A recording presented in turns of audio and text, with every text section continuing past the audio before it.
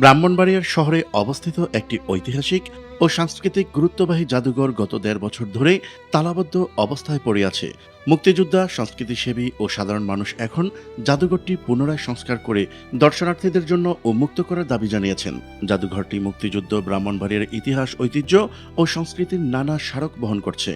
এখানে সংরক্ষিত আছে স্বাধীনতার সময়কার রেডিও, গ্রামীণ ফোন রেকর্ড, ডাক বিভাগের পুরনো খাম, ১৮৮০ সালের ইংল্যান্ডের মুদ্রা, টাইপ মেশিন, টেলিফোন, পিতলের সামগ্রী সহ মুক্তিযুদ্ধের দুর্লভ ছবি ও ঐতিহাসিক দলিল।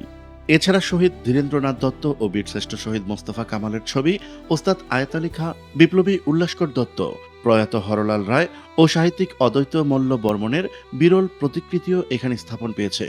খোঁজ নিয়ে জানা যায় ২০২১ সালের প্রথমার্ধে শহরের দক্ষিণ মুরাইলে অবস্থিত পরিত্যক্ত সদর উপজেলা সহকারী কমিশনার বা ভূমি অফিস ভবনটি সংস্কার করে জাদুঘর নির্মাণের উদ্যোগ নেয় জেলা প্রশাসন। পরবর্তীতে চট্টগ্রাম বিভাগের বিভাগীয় কমিশনারের টিআর প্রকল্প ও জেলা প্রশাসকের বিশেষ বরাদ্দে প্রায় ২০ লাখ টাকা ব্যয়ে ভবনটি সংস্কার করে জাদুঘরটি গড়ে তোলা হয়, যা ২০২২ সালের জানুয়ারিতে তৎকালীন জেলা প্রশাসক হায়াতুদ্দৌলা খানের উদ্যোগে জাদুঘরটি আনুষ্ঠানিক উদ্বোধন করা হয়। সরেজমিনে দেখা যায় জাদুঘরের প্রধান ফটকে তালা ঝুলছে।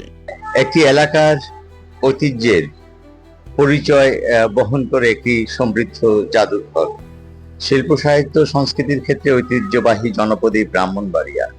কিন্তু এই ব্রাহ্মণবাড়িয়ায় দুঃখজনক হলেও সত্য যে আজ পর্যন্ত একটি সমৃদ্ধ জাদুঘর গড়ে ওঠেনি।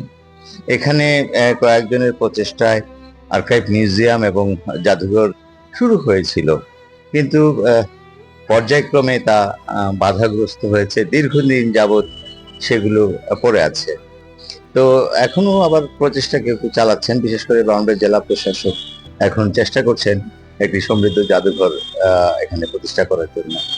কিন্তু জাদুঘরের যে মূল বিষয়, একটি রাষ্ট্রীয়ভাবে রাষ্ট্রীয় পৃষ্ঠপোষকতায় তত্ত্বাবধানে একটি জাদুঘর হওয়া উচিত। কারণ যে সকল মালামাল রয়েছে সেই মালামালগুলি সংরক্ষণের ব্যাপারটি একটি গুরুত্ব রয়েছে।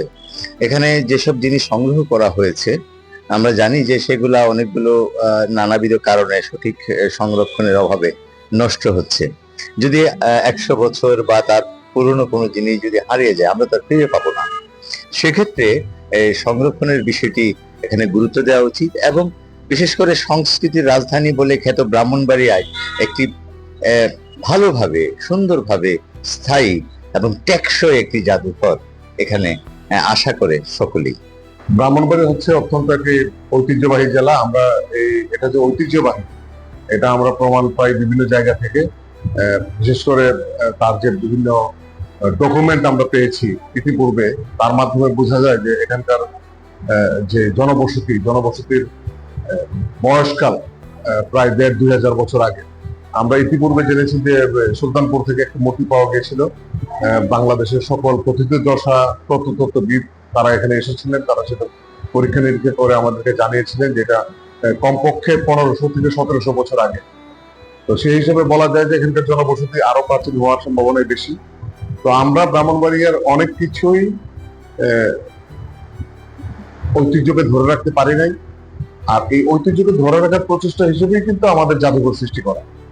ব্রাহ্মণবাড়িয়া জাদুঘর সৃষ্টি হয়েছে, কিন্তু এটা পরিকল্পনার অভাবে এটা দীর্ঘদিন যাবৎ বন্ধ আছে। আমরা উদ্যোগ নিয়েছি, মাননীয় জেলা প্রশাসক মহোদয় জনাব মোহাম্মদ দিদারুল আলম, তার ঐকান্তিক প্রচেষ্টায় আমরা আশা করছি যে আগামী মাসে আমরা সেই জাদুঘরটিকে পুনরায় চালু করতে পারবো। সাংস্কৃতিক রাজধানী ব্রাহ্মণবাড়িয়ার ঐতিহ্যবাহী ব্রাহ্মণবাড়িয়া জাদুঘর, এই জাদুঘরটি মূলত ব্রাহ্মণবাড়িয়ার সংস্কৃতিকে সংরক্ষণ করার জন্য নির্মাণ করা হয়েছিল বা তৈরি করা হয়েছিল। যদিও এই যে জাদুঘরটি রয়েছে দীর্ঘদিন যাবৎ অযত্ন অবহেলায় রয়েছে, প্রায় ১.৫ বছর যাবৎ এটি বন্ধ রয়েছে এবং অযত্ন অবহেলায় পড়ে রয়েছে। সাধারণ দর্শনার্থীরা যারা রয়েছেন, যারা ব্রাহ্মণবাড়িয়ার যে নিদর্শনগুলোকে দেখতে চান, ব্রাহ্মণবাড়িয়ার সংস্কৃতি এগুলোকে দেখতে চান, তারা কিন্তু এখানে গত ১.৫ বছর যাবৎ অর্থাৎ গত ৫ই আগস্টের পর থেকে কিন্তু তারা এখানে এসে দেখতে পারতেছেন না। রয়েছে সাংস্কৃতিক, তা দেখার জন্য আসছিলাম। এখন বিগত এটা অনেকদিন যাবৎ বন্ধ, আমরা এসে ফেরত যেতেছি। এটার যে অবস্থা দেখে মনে হচ্ছে যে বছর ২ বছর যাবৎ কোনো লোকে আসতেছে না। প্রশাসনের উচিত দ্রুত সংস্কার করে দর্শনার্থীদের জন্য উন্মুক্ত করে দেওয়া।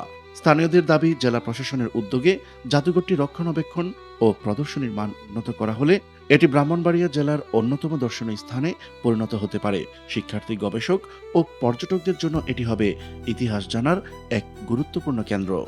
ব্রাহ্মণবাড়িয়া জাদুঘর একসময় জেলার গৌরবময় অতীতের প্রতীক হিসেবে গড়ে উঠেছিল। এখন সময় এসেছে সেটিকে আবার প্রাণ ফিরিয়ে দেওয়ার। ইতিহাসের স্মারকগুলো যেন কেবল তালার আড়ালে নয়, ভবিষ্যৎ প্রজন্মের চোখের সামনেই বেঁচে থাকে। প্রিয় দর্শক, আজ এই পর্যন্তই। দেখা হচ্ছে পরবর্তী ভিডিওতে। ততক্ষণ পর্যন্ত মহান আল্লাহ তাআলা সবাইকে ভালো রাখুক, সুস্থ রাখুক। এই ছিল ব্রাহ্মণবাড়িয়ার জাদুঘর থেকে যে সর্বশেষ তথ্য, যে শাহ নেওয়াজ শাহ বায়োস্কোপ এন্টারটেইনমেন্ট ব্রাহ্মণবাড়িয়া।